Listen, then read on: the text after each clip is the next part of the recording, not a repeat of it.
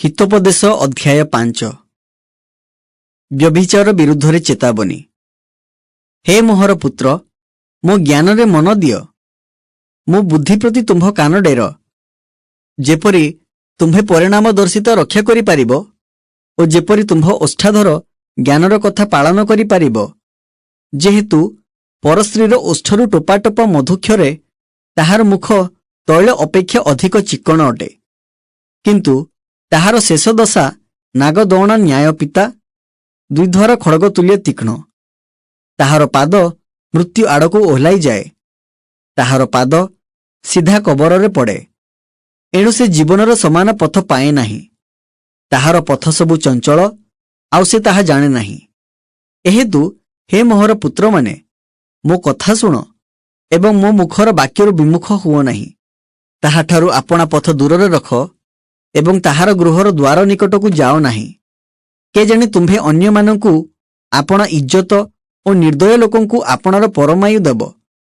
के जानी अपरिचित लोक माने तुम्भ बलरे पूर्ण हेबे एवं तुम्भ श्रमर फल विदेशीर गृहर थुआ जीव। आउ तुम्भ शेष अवस्थारे जेतेबेले तुम्भ मांस और शरीर क्षय पाए, तुम्भे के जानी विलाप करिब आउ कहिब, मु उपदेश किपरि घृणा कली, पुणी मोहर मन अनुजोग को किपरि तुच्छ कला। मु आपण शिक्षक मानक कथा मानिली नहीं और जेउ माने मते शिक्षा देले सेमानक वाक्य प्रति आपण कान डेरिले नहीं। मु समाज और मंडली मध्यरे प्राय सर्वप्रकार दुर्दशार पड़िली। तुम्भे निज जलाशयरु जलपान कर और निज कूपरु स्रोत जल पान कर। तुम्भर निर्झर कौन बाहारे एणे तेणे विस्तारित हेब और राजदाण्डरे कौन जलस्रोत बहीजिब, ताहा केवल तुम्भर हेउ, तुम्भ सहित अपरिचित लोक मानकर न हेउ। तुम्भर निर्झर धन्य हेउ, आउ तुम्भे आपण यौवन कालर भार्याठारे आमोद कर।